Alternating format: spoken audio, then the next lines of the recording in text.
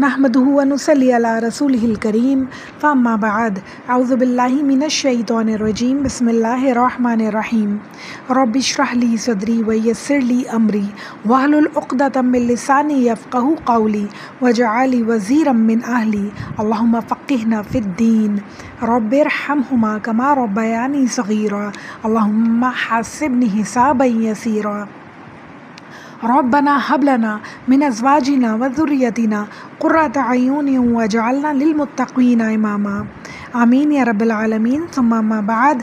अस्सलामु अलैकुम वरहमतुल्लाहि वबरकातुहू। कैसी है मेरी प्यारी बहनें?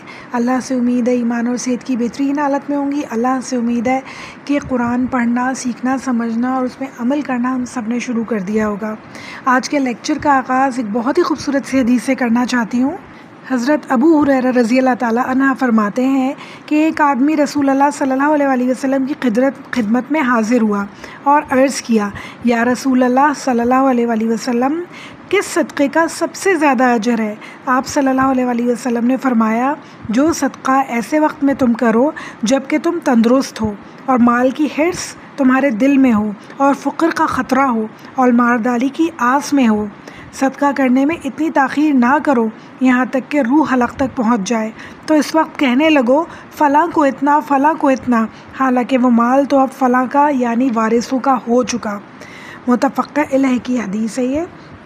अल्लाहु अकबर, बहुत ही समझने वाली हदीस है। इसका मतलब ये है कि जो भी नेक अमल करने हैं उनमें जल्दी करो, मौत का इंतज़ार नहीं करो। पता नहीं वो कब आ जाए, कब खड़ी हो हमारे सामने, कुछ पता नहीं है। तो आज ही हमें इंशाअल्लाह ताला, आज से ही हमें अपने नेक अमाल शुरू कर देने हैं, कल के ऊपर कोई बात नहीं रखनी। ख़ास तौर पे सदका करते हुए हम सोचते हैं कि इतनी छोटी सी चीज़ क्या सदका करें, तो छोटा सदका हो, ज़रूर करें, जल्दी करें उसको करने में, ताकि अल्लाह ताला हमारे जो अमाल की लिस्ट है उसमें एक नेकी का इजाफ़ा करें इंशाअल्लाह।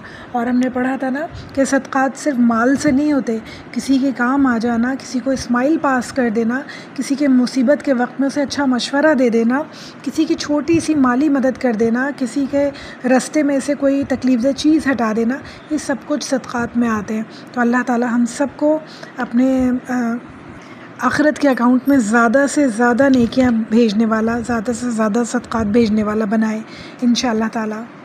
तो आज का लेक्चर हम शुरू करते हैं। सूरह अल-बक़रा पारा नंबर 3 और आयत नंबर 261। अल्लाह ताला बात का रुख मोड़ रहे हैं और अब हम बात करेंगे इन्फ़ाक़ फ़ी सबीलिल्लाह, यानी अल्लाह ताला के राह में ख़र्च करने वाले के बारे में अल्लाह ताला क्या बता रहे हैं, क्या इनामात बता रहे हैं। तो हम देखते हैं। अऊज़ु बिल्लाहि मिनश शैतानिर रजीम बिस्मिल्लाहिर रहमानिर रहीम मसलुल लज़ीना युनफ़िक़ूना अम्वालहुम फ़ी सबीलिल्लाहि कमसली हब्बतिन अम्बतत सबअ सनाबिला फ़ी कुल्ली सुम्बुलतिन मिअतु हब्बा वल्लाहु युदइफ़ु लिमन यशा वल्लाहु वासिउन अलीम। जो लोग अपना माल अल्लाह ताला की राह में ख़र्च करते हैं, उनकी मिसाल उस दाने जैसी है जिसमें से 7 बालियाँ निकलें और हर बाली में से 100 दाने हों, और अल्लाह ताला जिसे चाहता है बढ़ा चढ़ा कर देता है। अल्लाह ताला कुशादगी वाला और ख़ूब इल्म वाला है, बेशक इसमें कोई शक नहीं है। इतनी खूबसूरत बात अल्लाह ताला ने की है, यानी अब सारे अहकामात हो गए थे, तो अब सूरह अल-बक़रा के एंड में अल्लाह ताला की राह में ख़र्च करने का कह रहे हैं, और फिर उसके बाद हमें बता रहे हैं कि इन्फ़ाक़ फ़ी सबीलिल्लाह के फ़वाइद क्या हैं। यानी अगर तुम अल्लाह की राह में ख़र्च करोगे, अल्लाह की राह में ख़र्च करने का मतलब क्या है? अपने पैसे को अल्लाह ताला को देना कि अल्लाह ताला के ऊपर क़र्ज़ की तरह। अल्लाह ताला वो क़र्ज़ क़यामत के दिन हमें किस हद तक बढ़ा कर दे सकते हैं, ये हमारी सोच है। जो माल हमें अल्लाह ने दिया वो माल हमारा नहीं था इस दुनिया में, जो हमारे पास है, कुछ भी जो चीज़ें हैं वो हमारे पास हैं मगर हमारी नहीं है, अल्लाह ताला की नेमतें, अल्लाह ताला की दी हुई हैं। जब चाहें अल्लाह ताला हमसे वापस ले सकते हैं, मगर उन्हीं में से अगर हम अल्लाह ताला की राह में कुछ खर्च करें, कुछ गरीबों मिस्कीनों को दें, कुछ मोहताजों को दें, जो जो अल्लाह ताला ने मसारिफ़ बताए उन्हें दें, तो अल्लाह ताला हज़ारों गुना बढ़ा कर देने पे क़ादिर हैं। अल्लाह ताला अब हमें बता रहे हैं कि क्या तुम्हें फ़ायदे हासिल हो सकते हैं। जो लोग अपना माल अल्लाह ताला की राह में ख़र्च करते हैं, यानी एक दाना अगर वो देंगे तो 7 बालियाँ, यानी 7 गुना वो बढ़ जाएगा, और फिर उसके बाद हर बाली में 100 दाने होंगे। یعنی ہر نیکی کا اجر اللہ تعالیٰ 10 گنا سے بھی زیادہ بڑھا کر دینے والے ہیں انشاءاللہ، یا اس سے بھی کہیں زیادہ 70 گنا 700 گنا. یہ اللہ تعالیٰ کے ہاتھ میں ہے کہ انسان کو کتنا زیادہ بڑھا کے اجر دینے والے ہیں، کیونکہ ہر انسان کا الگ الگ اجر ہوتا ہے اس لحاظ سے کہ اس کی نیت کیا تھی دیتے ہوئے. انسان کی نیت کے اوپر ڈپینڈ کرتا ہے کہ اسے کتنا زیادہ اجر ملے گا. جتنی اچھی نیت ہوگی، اللہ تعالیٰ کی خاطر نیت ہوگی، اس میں ریاکاری نہیں ہوگی، اس میں دکھاوا نہیں ہوگا، اور پھر انسان دینے کے بعد پلٹ کے احسان نہ جتائے اور اس کو یاد نہ دلائے، اس کو تانے نہ مارے، تو اللہ تعالیٰ بڑھا بڑھا کے اجر دینے پہ قادر ہے. یہی بات اللہ تعالیٰ آگے آیت میں کہہ رہے ہیں اور فرما رہے ہیں، جو لوگ اپنا مال اللہ تعالیٰ کی راہ میں خرچ کرتے ہیں پھر اس کے بعد نہ تو احسان جتاتے ہیں نہ ایذا دیتے ہیں، ان کا اجر ان کے رب کے پاس ہے. ان پہ نہ تو کچھ خوف ہوگا اور نہ ہی وہ اداس ہوں گے، یعنی انہیں نہ کوئی پریزنٹ کا خوف ہوگا نہ فیوچر کا خوف ہوگا. بہت ہی پرسکون ہوں گے وہ اس دن، وہ لوگ جو اللہ تعالیٰ کے لیے خرچ کرتے ہیں، خرچ کرنے کے بعد کسی کے اوپر احسان نہیں جتاتے کہ ہم نے تو تمہیں اتنا دیا، اب تم میرا اتنا چھوٹا سا کام نہیں کر سکتی ہو. تو کسی کو یاد نہیں دلانا کہ ہم نے اسے کتنا دیا، کیونکہ ہم نے اسے نہیں دیا، ہم نے اپنے آخرت کے اکاؤنٹ میں جمع کیا، ہم نے اللہ کی خاطر دیا. تو اللہ تعالیٰ سے اجر مانگنا ہے انشاءاللہ اس کا. پھر آگے اللہ تعالیٰ بتا رہے ہیں، نرم بات کہنا اور معاف کر دینا اس صدقے سے بہتر ہے جس کے بعد ایذا دی جائے. اللہ تعالیٰ بے نیاز اور بردبار ہے. یعنی اگر ہم کسی کو کچھ مال دے کے اس کے بعد اسے جتاتے رہتے ہیں، جو بہت ہی گندی چیپ عادت ہے کہ میں نے تمہیں اتنا دیا، تم کچھ نہیں کرتی ہو میرے لیے، ایسے جیسے ہم نے کسی کو صدقہ دے کے اسے خرید لیا، اسے غلام بنا لیا. اب جب ہم آواز دیں گے وہ بھاگا چلا آئے گا اور ہمارے سارے کام کر کے جائے گا. یعنی اس کے بعد اس کو کسی چیز کے لیے اجرت نہیں ملے گی. ایک دفعہ ہم نے صدقہ اسے دے دیا تو اس کی ساری اجرت ختم ہے، اب وہ اسی صدقے کے میں ساری زندگی ہمارے لیے کام کرتا رہے. تو یہ بہت ناجائز اور بہت ظلم کی بات ہے. اللہ تعالیٰ کہہ رہے ہیں اگر تمہیں کسی کو ایذا دینی ہے، کسی سے بری بات کہنی ہے، تو اس سے بہتر ہے کہ تم اس کو صدقہ دو ہی نہیں، تم سے اس سے اچھی بات کہہ لو تو وہی تمہارے لیے کافی ہے. اللہ تعالیٰ اسے کہیں اور سے اس کے لیے راستہ بنا دے گا. تو یہ ہمیں بہت خیال رکھنا ہوگا کہ اللہ تعالیٰ نے ہمیں اگر دینے والا ہاتھ دیا ہے الحمدللہ، تو ہمیں زیادہ سے زیادہ لوگوں کو دینا ہوگا انشاءاللہ، تاکہ جن کا مال اللہ نے ہمیں دیا ہے ان تک ان کا مال ہم پہنچا دیں. اس میں ہم کنجوسی نہ کریں، فقر کے ڈر سے، خوف سے ہم مال کو روکیں نہیں، کہ اللہ تعالیٰ زیادہ سے زیادہ دینے والے ہیں، جو دینے والا ہاتھ رکھتا ہے اسے. یعنی یہ بات اتنی امپورٹنٹ ہے کہ تیسری آیت میں بھی اللہ تعالیٰ یہی بات کہہ رہے ہیں، آیت نمبر 264 میں، اے ایمان والو اپنے خیرات کو احسان جتا کر اور ایذا پہنچا کر برباد نہ کیا کرو. جس طرح وہ شخص جو اپنا مال لوگوں کے دکھاوے کے لیے خرچ کرے اور نہ اللہ پر ایمان رکھے نہ قیامت پر، اس کی مثال اس صاف پتھر کی سی ہے جس پر تھوڑی سی مٹی ہو، پھر اس پر زوردار میںہ برسے اور وہ اسے بالکل صاف اور سخت چھوڑ دے. یعنی اللہ تعالیٰ یہ بتا رہے ہیں یہاں کہ مسلمانوں کا طریقہ نہیں ہے یہ کہ اگر آپ کسی کو کچھ دیں اس کے بعد اسے جتائیں، بلکہ کافروں کا یا منافقوں کا طریقہ ہے یہ. یعنی کہ انہوں نے جو تھوڑی سی نیکی کی تھی وہ برباد کر دی انہوں نے جتا کے، اور بالکل کچھ بھی نہیں بچا، بالکل سخت اور چٹیل پتھر کی طرح ہو گئے. وہ کوئی نیکی ان کی نہیں بچی جتانے کے بعد، کوئی خیرات کوئی صدقات ان کے کام نہ آئیں گے اگر انہوں نے جتایا اسے دینے کے بعد. پھر اسی آیت میں اللہ تعالیٰ کہہ رہے ہیں، ان ریاکاروں کو اپنی کمائی میں سے کوئی چیز ہاتھ نہیں لگتی اور اللہ تعالیٰ کافروں کی قوم کو سیدھی راہ نہیں دکھاتا. اللہ اکبر.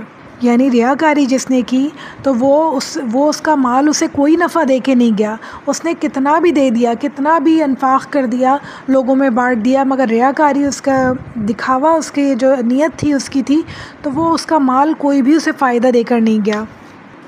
اب ہمارے لیے کیا ضروری ہے کہ جب بھی ہم اللہ تعالیٰ کی راہ میں کچھ دیں، اللہ تعالیٰ کی راہ میں کچھ خرچ کریں، تو بہت زیادہ ضروری ہے کہ اپنی نیتوں کو صاف کریں، اپنی نیتوں کو چیک کریں اور سارا دکھاوا ہم ختم کر دیں. کیونکہ لوگ ایک دفعہ تعریف کر کے بس ختم ہو جاتی ہے ان کی تعریف، اور پھر ساتھ ہی ہماری نیکیاں بھی ختم ہو جاتی ہیں. مگر اللہ تعالیٰ کے پاس جو ہماری نیکیاں ریکارڈ کی جاتی ہیں وہ ہمیشہ رہنے والی ہیں، اور بہت بڑھا چڑھا کے 10 گنا 50 گنا 70 گنا 700 گنا بڑھ کر ہمیں ملنے والی ہے انشاءاللہ آخرت میں. تو لوگوں کی تعریف سن کر ہمیں کیا کرنا ہے؟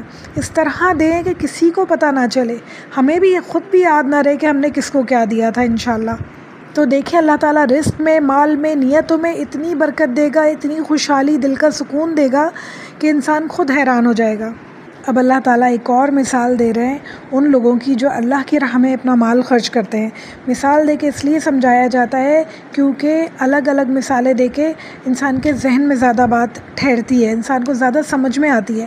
اللہ تعالیٰ کا اسٹائل ہے قرآن میں کہ اللہ تعالیٰ مثال دے کے بات سمجھاتے ہیں اور بہت ہی خوبصورت انداز میں سمجھاتے ہیں کہ انسان کو فوراً سے سمجھ میں آئے۔ اللہ تعالیٰ فرما رہے ہیں ان لوگوں کی مثال جو اپنا مال اللہ تعالیٰ کی رضامندی کی طلب کے لیے دل کی خوشی اور یقین کے ساتھ خرچ کرتے ہیں، اس باغ کے جیسی ہے جو اونچی زمین پر ہو، اور جب زوردار بارش اس پر برسے تو وہ اپنا پھل دگنا لائے، اور اس پہ اگر بارش نہ بھی برسے تو پھوار ہی کافی ہے، اور اللہ تعالیٰ تمہارے کام دیکھ رہا ہے۔ سبحان اللہ۔ یعنی اللہ تعالیٰ یہ فرما رہے ہیں یہاں کہ یعنی ان لوگوں کی مثال ایسی ہے جنہیں اللہ بہت زیادہ دیتے ہیں تو وہ اور بھی بہت زیادہ اللہ کی راہ میں خرچ کرتے ہیں، اور اگر بہت زیادہ اللہ تعالیٰ نے نہ بھی دیں، کم دیں، جب بھی وہ اللہ کی راہ میں بہت زیادہ خرچ کرتے ہیں اور بہت دل سے اور بہت اخلاص سے خرچ کرتے ہیں اور بغیر ریاکاری کے خرچ کرتے ہیں اور کبھی بھی جتاتے نہیں ہیں۔ اللہ کے نزدیک اتنی امپورٹنٹ باتیں ہیں کہ انفاق فی سبیل اللہ کی کئی آیتیں اللہ تعالیٰ نے سورہ البقرہ میں بتائی ہیں ہمیں، اور یہ آخری آیتیں چل رہی ہیں، آخری 20 آیتس چل رہی ہیں جو کہ بہت زیادہ امپورٹنٹ ہیں۔ کرکس ہے پوری سورہ کا، ساری امپورٹنٹ باتیں اللہ تعالیٰ ان تمام آیتوں میں ریپیٹ کریں گے۔ تو اس میں سب سے پہلے اللہ تعالیٰ نے انفاق فی سبیل اللہ، اللہ کی راہ میں خرچ کرنے کو کہا ہے، اور یہ اس لیے ہے کہ مال جو ہے صرف ایک دولت مند کے پاس نہ رہے بلکہ سب لوگوں میں تقسیم ہو۔ اللہ تعالیٰ نے سب کا حق بنایا ہے سب کے مال میں، تو سب کا حق ہمیں دے دینا چاہیے تاکہ مال جو ہے اللہ کے بندوں میں ان کا حق پہنچے، اور جو ہے مال چلتا رہے، گھومتا رہے، کسی ایک بندے کے پاس اٹک نہ جائے۔ 266 میں اللہ تعالیٰ فرما رہے ہیں کیا تم میں سے کوئی بھی یہ چاہتا ہے کہ اس کا کھجوروں اور انگوروں کا باغ ہو جس میں نہریں بہہ رہی ہوں اور ہر قسم کے پھل موجود ہوں؟ ایک شخص کا بڑھاپا آ گیا اور اس کے ننھے ننھے سے بچے بھی ہوں، اور اچانک باغ کو آگ لگ جائے جس میں آگ بھڑک جائے، بس وہ باغ جل جائے۔ اسی طرح اللہ تعالیٰ تمہارے لیے آیتیں بیان کرتا ہے تاکہ تم غور و فکر کرو۔ اللہ اکبر۔ یعنی کہ بہت بڑے بڑے باغ ہوں، کھجوروں کے اور انگوروں کے باغ ہوں، یعنی بہت ہی قیمتی پھلوں کے باغ ہوں، خوبصورت باغ ہوں، اور اللہ تعالیٰ نے سب کچھ دیا ہو، اور بڑھاپا آ جائے، بچے بھی چھوٹے ہوں، یعنی آپ خود بھی کچھ نہیں کر سکتے ہوں، اور پھر اس کے بعد وہ بچے بھی آپ کی ان باغوں کی حفاظت نہ کر سکتے ہوں، اور ان باغوں میں آگ لگ جائے، سب کچھ ختم ہو جائے۔ یعنی اللہ تعالیٰ کی جو نعمتیں اللہ نے آپ کو دی ہیں، اللہ کے راستے میں خرچ نہیں کریں گے تو ایک دن ایسا ہونا ہے کہ وہ سب کچھ ختم ہو جانا ہے۔ اللہ تعالیٰ جیسے دینے والے ہیں ویسے ہی لینے پر بھی قادر ہیں۔ اللہ تعالیٰ ہم سب کے اوپر رحم کرے کہ اللہ تعالیٰ نے جو نعمتیں ہمیں دی ہیں وہ اللہ تعالیٰ ہم سے کبھی نہ لے انشاءاللہ، اور انشاءاللہ تعالیٰ ان میں اضافہ کرتے رہیں، اور ہمیں توفیق دیں کہ اللہ تعالیٰ نے جس طرح انہیں خرچ کرنے کا حکم دیا ہے، مجھ سے بڑھ چڑھ کے انشاءاللہ احسان والا معاملہ کرے لوگوں کے ساتھ۔ ایک دفعہ ذرا سوچیں کہ بہت خوبصورت میرا باغ ہے، بہت انگور کے کھجوروں کے درخت لگے ہوئے ہیں، اور پھر کیا ہوا کہ اس میں ایک دم سے آگ لگ گئی، اسے کوئی سنبھالنے والا نہیں ہے، میری بھی عمر بہت زیادہ ہو گئی، بچے چھوٹے چھوٹے ہیں، کوئی نہیں سنبھال سکتا، نہ میں نہ میرے بچے، اور سب آگ میں جل کے خاک ہو گیا۔ وہ باغ جسے میں سنبھال کے رکھنا چاہتی تھی کہ میرے بچوں کی اس سے تعلیم اور تربیت ہو، میرے بچے اس میں کھیلیں کودیں، میرے بچے سے پروان چڑھیں، وہ جل کے تباہ ہو گیا، وہ کسی کے کام نہ آیا۔ اس سے تو بہتر تھا نا کہ میں اس باغ میں لوگوں کو شیئر دیتی، جو پھل آتے میں لوگوں میں تقسیم کرتی، تو اللہ تعالیٰ خوش ہوتے اور اللہ تعالیٰ اس باغ کی حفاظت بھی کرتے۔ پھر شاید ایسا بھی ہوتا کہ میرے اگر باغ میں آگ لگ بھی جاتی تو آس پاس کے لوگ جن کا میں نے اپنے مال کے دور میں خیال رکھا، وہ میری مفلسی کے دور میں میرا خیال رکھتے۔ تو میں نے مگر کیا کیا، جب میرے پاس مال تھا تو میں نے اس پہ تکبر کیا، گھمنڈ کیا، اور کسی کو حصہ نہیں دیا۔ تو پھر میں لوگوں سے کیا توقع رکھتی ہوں، میں اللہ تعالیٰ سے کیا توقع رکھتی ہوں اپنے لیے؟ تو اپنے دلوں کو صاف کریں، اپنے دل سے مال کی محبت کو دور کریں، اور اس بات کو یقین رکھیں کہ اللہ تعالیٰ دینے پہ قادر ہے تو اللہ تعالیٰ لینے پہ بھی قادر ہے۔ تو اللہ تعالیٰ سے دعا کرتے رہیں کہ اللہ تعالیٰ نے جو ہمیں نعمتیں دی ہیں ان میں ہمیشگی آئے، اللہ تعالیٰ ہمیشہ انہیں رکھیں، اس کے لیے بہت زیادہ ضروری ہے کہ ہم شکر ادا کریں. اور شکر کس طرح ہے کہ اللہ تعالیٰ نے جو نعمتیں ہمیں دی ہیں انہیں ہم اللہ تعالیٰ کے راستے میں خرچ کریں. یہ اصل شکر ہے. 267 آیت میں اللہ تعالیٰ فرما رہے ہیں اے ایمان والوں اپنی پاکیزہ کمائی میں سے اور زمین میں سے جو تمہارے لیے ہماری نکالی ہوئی چیزیں ہیں ان میں سے خرچ کرو. یہاں پہ اللہ تعالیٰ خرچ کرنے کے لیے دو ہمیں بتا رہے ہیں کہ کیسا مال خرچ کرنا ہے. اپنی پاکیزہ کمائی یعنی اللہ کی راہ میں خرچ کرنا ہے تو وہ مال حلال ہونا چاہیے. حرام کی کمائی اللہ تعالیٰ ایکسیپٹ نہیں کرتے ہیں. حلال وہ مال ہونا چاہیے. اور پھر اللہ تعالیٰ کہہ رہے ہیں کہ ہماری چیزوں میں سے یعنی ہم نے جو زمین میں سے نکالی ہیں یعنی اللہ تعالیٰ کا مطلب یہ کہنے کا کہ جو زمین میں سے پیداوار ہوئی ہے وہ بھی اللہ تعالیٰ کی دی ہوئی ہے. ہر چیز اللہ تعالیٰ کی دی ہوئی ہے. اللہ تعالیٰ نے جو ہمیں دی ہے چاہے وہ کاروبار ہو تجارت ہو یا باغات وغیرہ ہوں سب کی حلال کمائی پاکیزہ کمائی اللہ تعالیٰ کی راہ میں خرچ کرنے کا اللہ تعالیٰ حکم دے رہے ہیں. پھر فرما رہے ہیں ان میں سے بری چیزوں کے خرچ کرنے کا قصد مت کرو یعنی جو خراب چیزیں ہیں وہ مت دو. ہم جب کسی ماسی کو کپڑے دیں تو پھٹے ہوئے کپڑے نہ دیں. اتنے پرانے کہ وہ گھس گئے ہوں ایسے نہ دیں بلکہ ایسے دیں کہ کم سے کم وہ پہن کے اچھے لگیں. کم سے کم ایسا نہ لگے کہ انہیں کیا دے دیا ہے. انہیں بہت دکھ ہو دیکھ کے کہ دیکھو ذرا کہ ہماری باجی نے ہمیں کیا دیا ہے. ایک چھوٹی سی مثال دینا چاہتی ہوں اس بات پہ کہ ایک ماسی تھی. ایک عورت کے گھر ایک ماسی تھی. اس کے گھر میں شادی تھی. اس کی بیٹی کی شادی تھی. تو وہ ایک دکان پہ گئی مالکن. اور جب اس نے دیکھا مالکن ایک دکان پہ گئی کچھ کپڑے لینے کے لیے اپنی ماسی کے لیے. اور اس نے دیکھا تو اسی دکان پہ اس کی ماسی بھی بیٹھی تھی. جو مالکن تھی وہ کہہ رہی تھی مجھے کوئی بہت سستا سا ہلکا سا کپڑا دکھائیے گا کہ مجھے اپنی ماسی کی بیٹی کی شادی پہ دینا ہے. اور جو ماسی تھی وہ کہہ رہی تھی مجھے بہت اچھا سا کپڑا دکھائیے گا کیونکہ مجھے اپنی بیٹی کی شادی پہ اپنی مالکن کو دینا ہے. یعنی کہ دینے کے لیے دل بڑا ہونا چاہیے. بہت دفعہ ایسا ہوتا ہے ہم نظروں کی دیکھی ہوئی بات ہے کہ ہم سب کے پاس مال بہت ہے مگر جب غریبوں کو دینے کے لیے بات آتی ہے تو ہم خراب سے خراب چیز دیتے ہیں. فروٹس دینے کی بات آتی ہے تو ہم خراب داغ لگے ہوئے فروٹس دیتے ہیں. سبزیوں کی بات آتی ہے جو پرانی باسی ہو گئی ہوتی ہیں وہ دیتے ہیں ہم. گوشت کی بات آتی ہے جو کوئی نہیں کھا رہا پورے مہینے 2 مہینے 3 مہینے پرانا گوشت ہو گیا ہے وہ اٹھا کے ہم انہیں دیتے ہیں. تو اللہ تعالیٰ کہہ رہے ہیں کہ پاک صاف چیزیں دو. خراب چیزیں دینے کا قصد مت کرو. اللہ تعالیٰ کو بالکل پسند نہیں آئی یہ بات کہ ہم خراب چیزیں کسی کو صدقہ یا خیرات میں دیں. آگے اسی آیت میں اللہ تعالیٰ فرما رہے ہیں جسے تم خود لینے والے نہیں ہو ہاں اگر آنکھیں بند کر لو اور جان رکھو کہ اللہ تعالیٰ بے پرواہ اور خوبیوں والا ہے.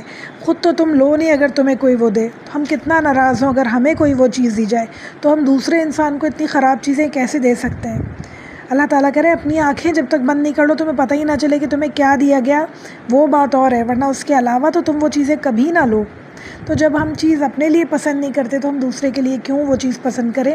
صرف ماسیوں کی بات تو دور ہے ہم اپنے غریب رشتہ داروں کو بھی اتنی خراب چیزیں دیتے ہیں. تو اللہ سے امید ہے کہ اللہ تعالیٰ ہم سب کا دینے میں دل بڑا کرے.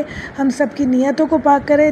چیزوں کی محبت پیسے کی محبت ہمارے دل سے نکال کے اللہ تعالیٰ اپنی محبت ڈالے ایسی کہ ہمیں یقین ہو کہ انشاءاللہ تعالیٰ اس کا بہت زیادہ اجر ہمیں ملنے والا ہے جو ہم اللہ تعالیٰ کی راہ میں خرچ کریں گے.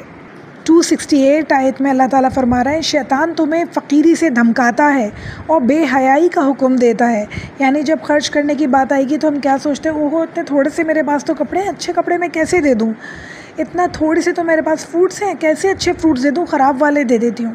فقیری سے فقر سے ڈراتا ہے شیطان کہ اگر تم نے یہ دے دیا تو آئندہ تمہیں بہت مشکل ہونے والی ہے مت دو. اور بے حیائی کا حکم دیتا ہے. ہم دیکھتے ہیں چاروں طرف بے حیائی پھیلی ہوئی ہے. کیا وجہ ہے اس کی؟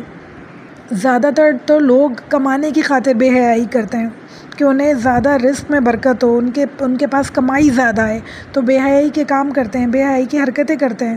تو اللہ تعالیٰ کہہ رہے ہیں یہ سارے احکامات سارے حکم جو ہے انہیں شیطان دیتا ہے کیونکہ اس نے تو اللہ تعالیٰ سے وعدہ کیا ہے نا کہ ان سب کو جہنم میں لے کے جاؤں گا.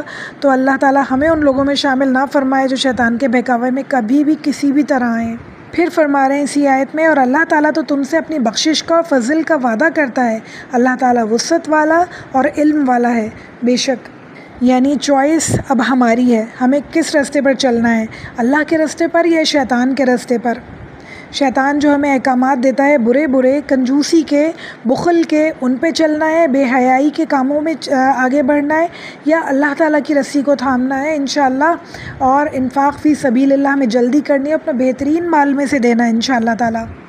270 آیت، وہ جسے چاہے حکمت اور دانائی دیتا ہے، اور جو شخص حکمت سمجھ دیا جائے وہ بہت ساری بھلائی دیا گیا، یعنی جسے باتوں کی حکمت سمجھ آ گئی۔ اللہ تعالیٰ جو باتیں سمجھا رہے ہیں، بہت سارے ایسے لوگ ہیں جن کے سروں سے گزر جاتی ہیں، جن کے دلوں کو چھو کے بھی نہیں گزرتی ہیں اللہ تعالیٰ کی باتیں، جو یہ سوچتے ہیں نہیں بھائی نہیں ہم نہیں کر سکتے، بھائی ہمارے تو بہت پلانز ہیں آگے زندگی میں، بہت پیسے کی ضرورت ہے، ہم نہیں کر سکتے، ان کے دماغوں کے اوپر سے گزر جاتی ہیں یہ باتیں، دلوں کو چھو کے بھی نہیں گزرتی۔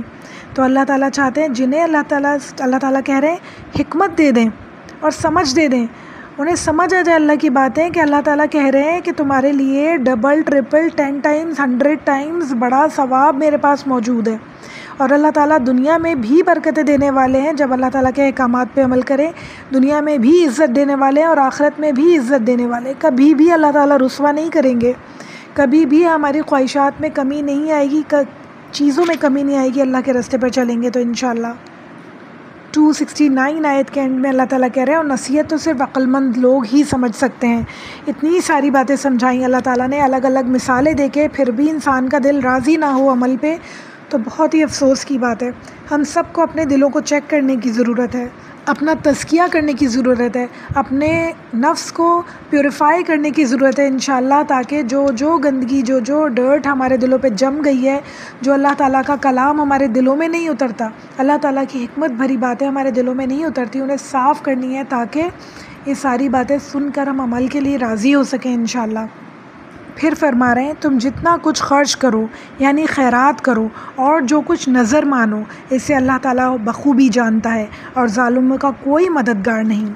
اچھا، یہاں بات آ رہی ہے خیرات کے ساتھ ساتھ نظر مانی۔ نظر ماننا کیا ہے؟ سب سے پہلے ہم یہ دیکھتے ہیں کہ اسلام کے اندر نظر کی کیا اہمیت ہے اور کیا اس کے مقاصد ہیں، اور اس کو نظر ماننی یا نہیں ماننی یا پورا کرنے کی شرائط کیا ہیں۔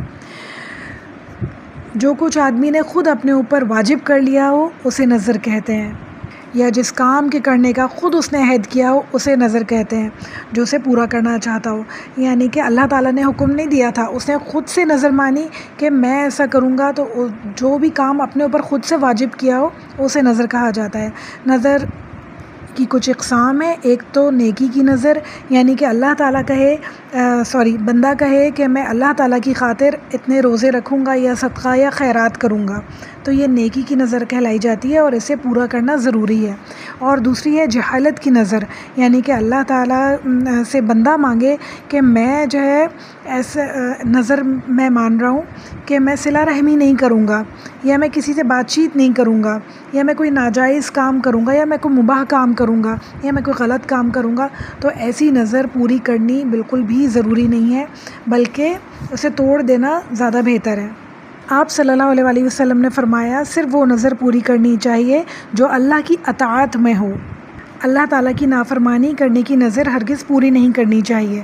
اسی طرح ایسی نظر جس میں انسان جس کا خود مالک نہ ہو اس میں کوئی نظر نہیں ماننی چاہیے، اور جو نظر پوری کرنی ضروری ہے، واجب ہے اس کے اوپر، وہ اطاعت کی، اللہ کی فرمانبرداری کی، یعنی نماز، روزہ، عمرہ، حج، صلہ رحمی، اعتکاف، جہاد، امر بالمعروف، نہی عن المنکر وغیرہ کی نظر ہے، یعنی کہ بندہ مانگے کہ میں یہ سارے ان میں سے کچھ کام جو ہیں جو بھی اس نے چوز کیے ہیں وہ کروں گا اللہ کی خاطر اگر میری یہ بات پوری ہو جائے، اور پھر اس بات کے پورے ہونے سے پہلے ہی اسے شروع کر دینی چاہیے، کیونکہ اللہ تعالیٰ ہر چیز پہ قادر ہے، نہیں بھی وہ بات آپ کی پوری ہوتی تو اس کا مطلب یہ ہے کہ اللہ تعالیٰ آپ کے لیے اللہ تعالیٰ نے اور کچھ بہت اچھا پلان کیا ہے، تو اللہ تعالیٰ کی پلاننگ پہ ہمیشہ راضی رہیں اور جو کچھ مانا ہے اسے پورا کر دیں، اللہ تعالیٰ کی اطاعت کی نظر مانی ہے۔ تو رسول اللہ صلی اللہ علیہ وسلم نے فرمایا جس نے اللہ تعالیٰ کی اطاعت اور فرمانبرداری کی نظر مانی تو وہ اس کی اطاعت اور فرمانبرداری کرے،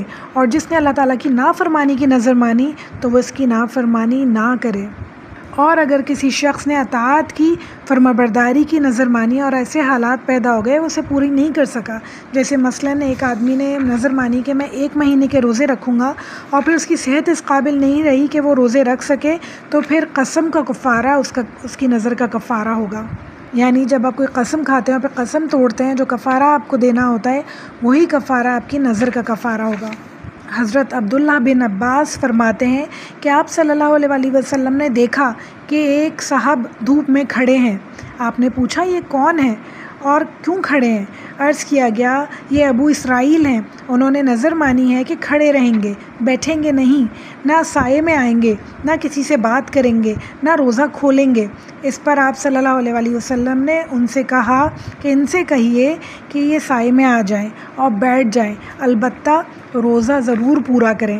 یعنی روزہ اللہ تعالیٰ کی خاطر ہوتا ہے تو وہ روزہ ضرور پورا کریں، باقی جو فالتو انہوں نے اپنے لیے مصیبتیں بنائی ہیں انہیں توڑ دیں، انہیں ختم کر دیں۔ اس حدیث سے ہمیں یہ معلوم ہوتا ہے کہ وہ کام جس میں خود کوئی نیکی نہیں ہے، آدمی خواہ مخواہ کسی فضول کام یا نامعقول ناقابل برداشت مشقت کو اپنے اوپر لازم کر لیتا ہے نا، تو ایسی نظر پوری کرنی ضروری نہیں ہے، بلکہ اس کا کفارہ دے دیا جائے تو زیادہ بہتر ہے۔ ان حدیث سے ہمیں پتہ چلتا ہے کہ نظر کیا ہے اور نظر کیسی ماننی چاہیے اور کیسی نہیں ماننی چاہیے۔ تو اللہ تعالیٰ ہم سب کو توفیق عطا فرمائے کہ ہم ہمیشہ سیدھے راستے پر چلیں، کہ کسی بھی برائی میں نہ پڑیں، کسی بھی سیلف کریٹڈ چیزوں کا شکار نہ ہو جائیں انشاءاللہ، بلکہ اللہ تعالیٰ کے احکامات پر چلیں، رسول اللہ صلی اللہ علیہ وسلم کی سنتوں پر عمل کر کے انشاءاللہ تعالیٰ نیکیاں کمائیں۔ 271 آیت اللہ تعالیٰ فرما رہے ہیں اگر تم صدقہ خیرات کو ظاہر کرو تو وہ بھی اچھا ہے، اور اگر تم اسے پوشیدہ مسکینوں کو دے دو تو وہ تمہارے حق میں بہتر ہے۔ یعنی ضروری نہیں ہے کہ پوشیدہ کر کے دیا جائے، اگر آپ یہ چاہتے ہیں کہ دوسرے لوگ بھی نصیحت حاصل کریں یا موٹیویشن حاصل کریں تو سامنے بھی صدقہ دیا جا سکتا ہے، مگر جتا کر یا ریاکاری آپ کا مقصد نہ ہو۔ نیت اللہ تعالیٰ جانتے ہیں آپ کی کہ آپ کیوں دینا چاہتے ہیں سامنے، کہ دوسرے لوگ بھی اس کے لیے راضی ہو جائیں اور وہ بھی صدقہ خیرات کریں، یا آپ یہ چاہتے ہیں کہ لوگ واہ واہی کریں کہ آپ نے کتنا سارا صدقہ دیا، کتنی ساری خیرات کی۔ تو یہ نیت آپ کی ہے جو اللہ تعالیٰ جانتے ہیں، اس کے حساب سے اللہ تعالیٰ اجر دینے والے ہیں۔ پھر اللہ تعالیٰ کہہ رہے ہیں تم چھپ کر دو تو زیادہ بہتر ہے، اس لحاظ سے کہ انسان کے اندر خود سے ریاکاری نہیں آتی، لوگ تعریف کریں گے، پیچھے کہیں گے کتنا اچھا ہوگا، کتنا مزہ آئے گا، میری واہ واہی ہو جائے گی، کہیں نہ کہیں شیطان انسان کے اندر ضرور یہ بات لے کے آتا ہے۔ جب آپ اکیلے میں دیں گے تو انشاءاللہ تعالیٰ یہ باتیں ذہن میں نہیں آئیں گی۔ اسی آیت کے اینڈ میں اللہ تعالیٰ کہہ رہے ہیں اللہ تعالیٰ تمہارے تمام گناہوں کو مٹا دے گا، اور اللہ تعالیٰ تمہارے تمام اعمال کی خبر رکھنے والا ہے۔ اللہ تعالیٰ جانتے ہیں کہ تم یہ کیوں کر رہے ہو، تمہاری نیت کیا ہے، تمہارے دل میں کیا ہے جو تم یہ صدقہ خیرات کر رہے ہو، اللہ تعالیٰ ہر بات جانتے ہیں۔ تو اس لیے میری پیاری بہنوں، ہم سب کو ضرورت ہے اپنی نیتوں کو ٹھیک کرنے کی، اپنے اندر سے ریاکاری نکالنے کی، دنیا کی واہ واہی اور شہرت اور ناموری حاصل کرنے کا جو ایک جنون ہوتا ہے انسان کے اندر، وہ ہم سب کو اپنے اندر سے انشاءاللہ نکالنا ہوگا، اور صرف اللہ تعالیٰ کی محبت ڈالنی ہوگی، یہ کہ اللہ تعالیٰ کا ہمیں جو بدلہ چاہیے وہ صرف اللہ تعالیٰ سے چاہیے انشاءاللہ۔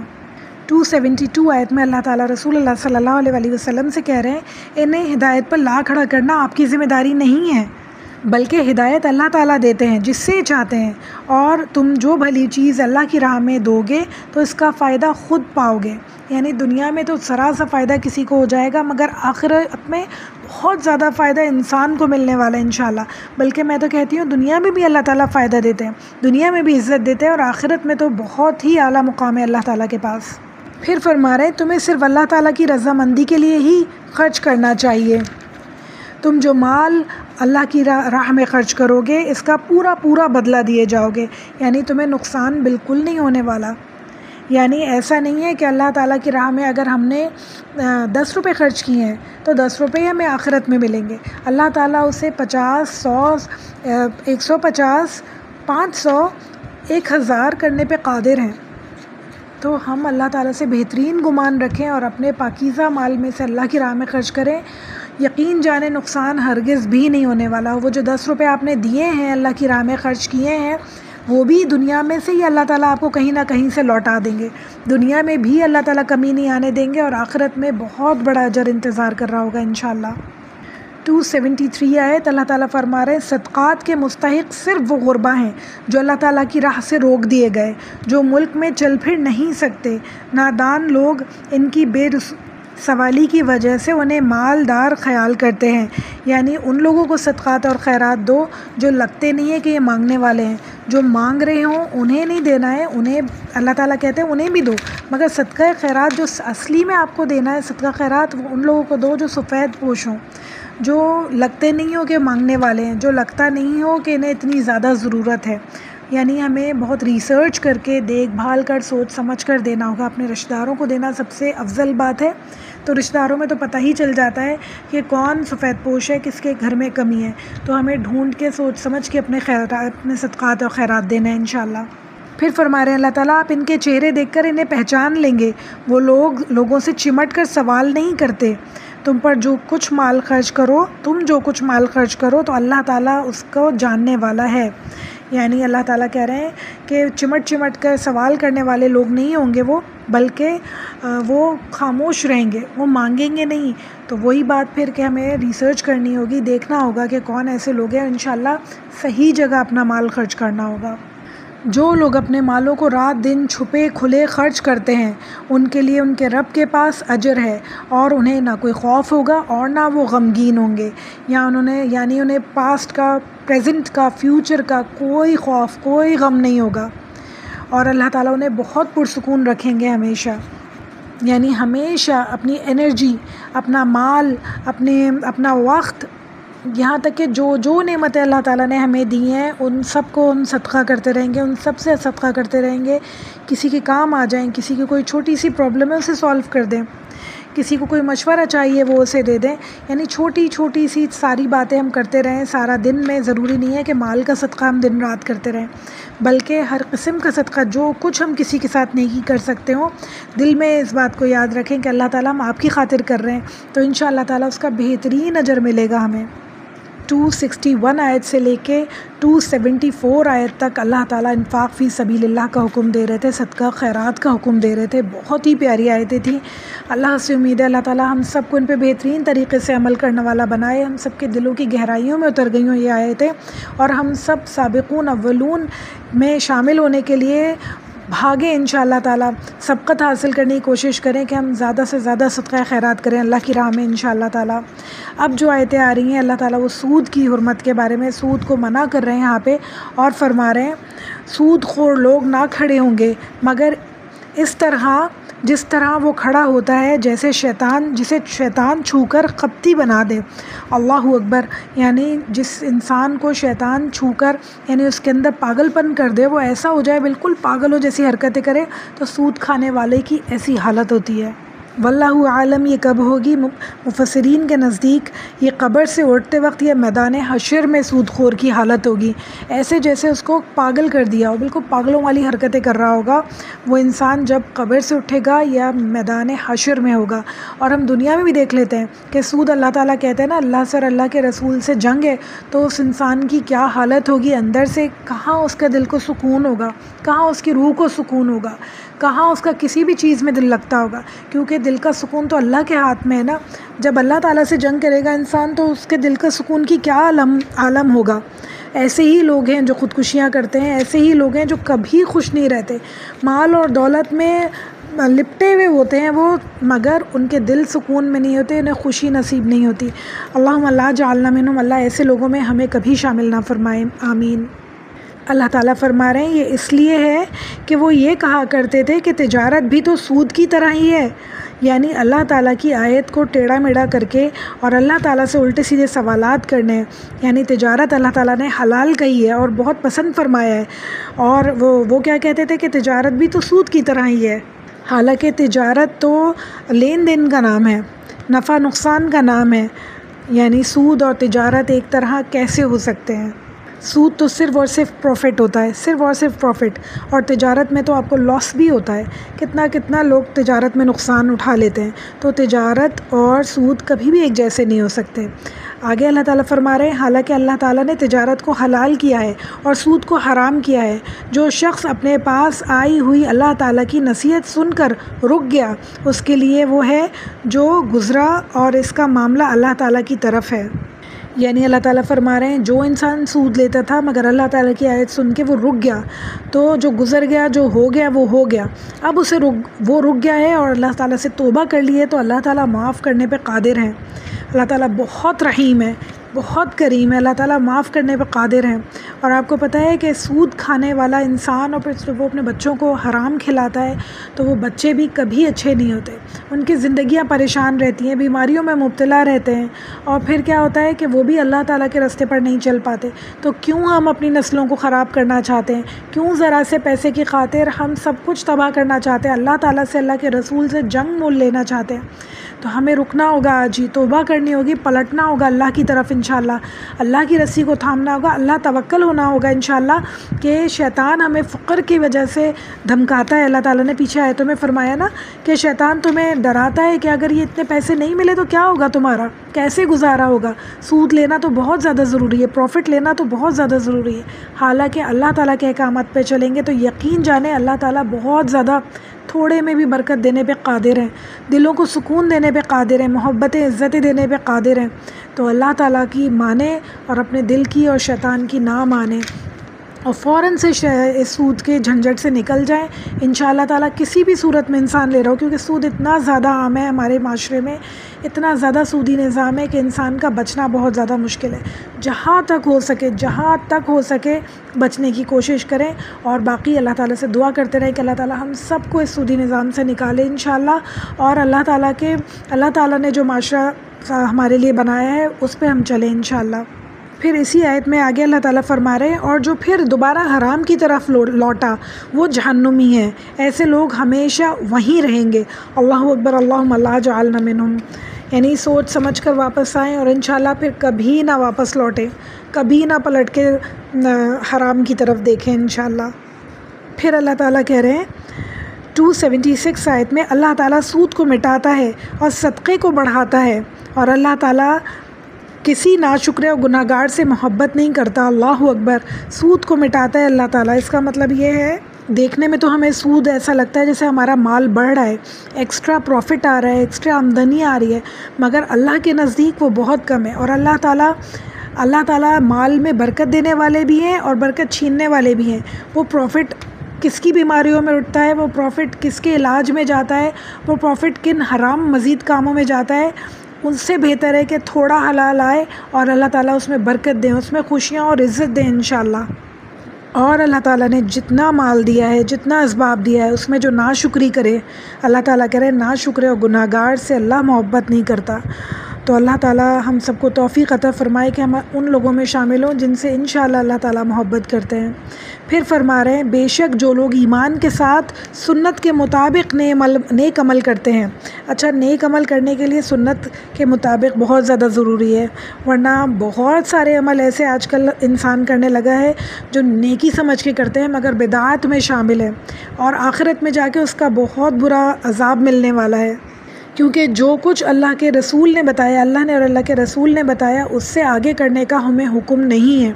بہت سارے کام آج کل دیکھ رہے ہیں جو انسان یہ سمجھ کے کرتا ہے کہ شاید ہم اور کچھ بہتر کریں تو اور زیادہ ثواب ملے، تو یہ بات بالکل بھی صحیح نہیں ہے۔ ہمیں رسول اللہ صلی اللہ علیہ وسلم کی سنتوں کی پیروی کرنی ہے، ان کی احادیث میں دیکھیں جو سنت سے ثابت نیک عمل ہے وہ کریں، خالی مزید آگے بڑھنے کی کوشش نہ کریں، ایسا نہ ہو کہ آخرت میں بہت بری طرح پھنس جائیں۔ اللہ تعالیٰ دیکھیں خود بتا رہے ہیں لسٹ کے کیا کیا کرو۔ اللہ تعالیٰ فرما رہے ہیں نمازوں کو قائم کرتے رہو، یعنی کہ نمازوں کو قائم کرنے کا کیا مطلب ہے کہ خود بھی پڑھو، دوسروں کو بھی کہو، اور پھر ٹائم پہ نماز پڑھی جائے، باوضو خشوع خضوع کے ساتھ نماز پڑھی جائے۔ پھر کیا، اپنے تمام جو سب آرڈینیٹس ہیں سب کو حکم دے کہ سب لوگ نماز پڑھیں، اور پھر کیا، ایک نماز اور دوسری نماز کے بیچ میں اللہ تعالیٰ کو یاد رکھیں، اللہ تعالیٰ کی نافرمانی کے کام نہ کریں جس سے اللہ تعالیٰ ہم سے ناراض ہو جائیں، یاد رکھیں کہ دوبارہ اللہ کے سامنے جا کے کھڑے ہونا ہے۔ یہ ساری باتیں نماز کو قائم کرنے میں شامل ہیں، اور اللہ تعالیٰ نے ہر جگہ نماز قائم کرنے کا حکم دیا، نماز پڑھنے کا نہیں، یعنی ایسے نماز قائم کرو کہ تمہارے پورا دن نماز کی حالت میں گزرے انشاءاللہ۔ پھر فرما رہے ہیں زکوٰۃ ادا کرو، ان کا اجر ان کے رب کے پاس ہے، اور نہ ان کو کوئی خوف ہوگا، نہ اداسی، نہ غم ہوگا، کسی بات کی کوئی پریشانی نہیں ہوگی۔ یہ سارے کام جو اللہ نے بتائے یہ کرتے رہیں تو انشاءاللہ کسی بات کا کوئی خوف، کوئی غم نہیں ہوگا۔ آیت نمبر 78 اللہ تعالیٰ فرما رہے ہیں اے ایمان والو اللہ تعالیٰ سے ڈرو اور جو سود باقی رہ گیا ہے اسے چھوڑ دو اگر تم سچ مچ ایمان والے ہو، یعنی اگر تمہارا پروفٹ کچھ رہ گیا ہے آنا تمہیں ملنا تو اسے چھوڑ دو، اپنے پیسے نکلوا لو واپس، اور ایسی جگہ مت ڈالو جہاں سے تمہیں سود ملے، کسی بھی طرح کا سود ملے، کسی بھی طرح کا پروفٹ ملے تو اللہ تعالیٰ اس کے لیے سختی سے منع کر رہے ہیں، فوراً سے چھوڑ دو، اللہ تعالیٰ رزق میں برکت دینے والے ہیں انشاءاللہ تعالیٰ۔ 279 آیت بہت ہی خطرناک ہے، اللہ اکبر، بہت ہی امپورٹنٹ آیت ہے۔ اللہ تعالیٰ فرما رہے ہیں اور اگر ایسا نہیں کرو گے تو اللہ تعالیٰ سے اور اللہ کے رسول سے لڑنے کے لیے تیار ہو جاؤ۔ اللہ اکبر، اللہ سے کوئی لڑ سکتا ہے؟ وہ رب جس نے ہمیں پیدا کیا، جس ایک ایک سانس کی ڈور ہماری اللہ کے ہاتھ میں ہے، ایک ایک پٹھا ہمارا اللہ کے ہاتھ میں ہے، اللہ چاہے تو ایک لمحے میں ہمیں ایسا کر دے کہ ہم ہل نہ سکیں، ہمارے ہاتھ پاؤں نہ ہل سکیں، دماغ کام نہ کر سکے، موت بھی آ سکتی ہے، سب کچھ اللہ کے ہاتھ میں ہے۔ اس اللہ سے ہم کیا جنگ کر سکتے ہیں؟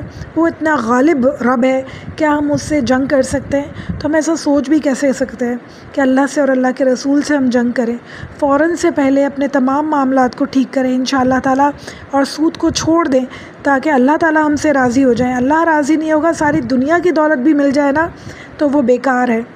آخرت میں انسان کہے گا ساری دنیا کی دولت لے لو، میرے بچوں کو لے لو، میرے رشتہ داروں کو لے لو، میرے کنبے کو جہنم میں ڈال دو، صرف مجھے چھوڑ دو، مجھے بخش دو۔ اس وقت ہم یہ حرام کما رہے ہیں اپنے رشتہ داروں کے لیے، اپنے بچوں کے لیے، ان کی خواہشات پوری کرنے کے لیے۔ آخرت میں ان سب کو ہم جہنم میں ڈالنے کو تیار ہوں گے، تو کیوں نہ ہم ابھی سے ان کی فکر کریں کہ وہ بھی جنت میں جائیں انشاءاللہ اور ہم بھی جنت میں جائیں انشاءاللہ، اور اللہ تعالیٰ کے چہیتے لاڈلے لوگوں میں شامل ہوں انشاءاللہ تعالیٰ۔ جنہیں فقر کا ڈر تھا، جنہیں آگے کی فکر تھی، جنہیں مال کے میں اضافے کی خواہش تھی، پھر بھی انہوں نے سود چھوڑ دیا اور یہ آیت سن کے اور اللہ تعالیٰ کی رسی کو تھام لیا، قناعت پسندی کو تھام لیا انشاءاللہ، اللہ توکل ہو گئے تو اللہ تعالیٰ ان کے رزق میں بہترین برکت دینے پہ قادر ہیں بے شک۔ آگے اسی آیت میں فرما رہے ہیں ہاں اگر توبہ کر لو تو تمہارا اصل مال تمہارا ہی ہے، یعنی ہم نے جو انویسٹ کیا تھا وہ پورا مال ہمارا ہی ہے، وہ ہمیں دینے کی ضرورت نہیں ہے، صرف جو ہم پروفٹ لیتے ہیں وہ حرام ہے۔ پھر آگے فرما رہے ہیں نہ تم ظلم کرو، نہ تم پر ظلم کیا جائے گا۔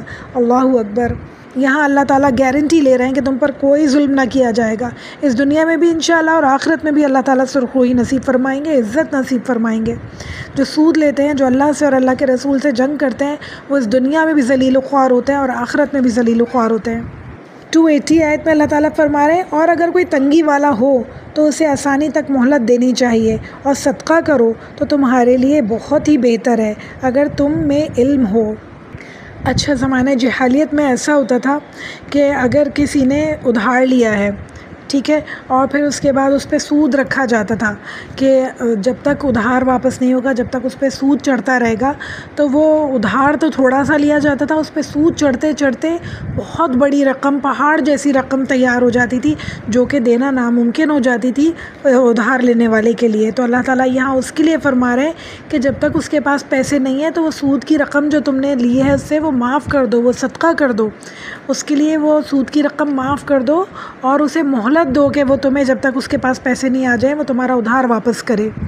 یعنی اللہ تعالیٰ ہر کسی کے لیے آسانی ہی چاہتے ہیں، جس نے تم سے ادھار لیا ہے اسے مہلت دو کہ وہ تمہارا ادھار واپس کرنے میں اسے تھوڑا ٹائم چاہیے، اور سود کی رقم بڑھاتے نہ چلے جاؤ، سود نہ لیتے جاؤ اس رقم کے اوپر۔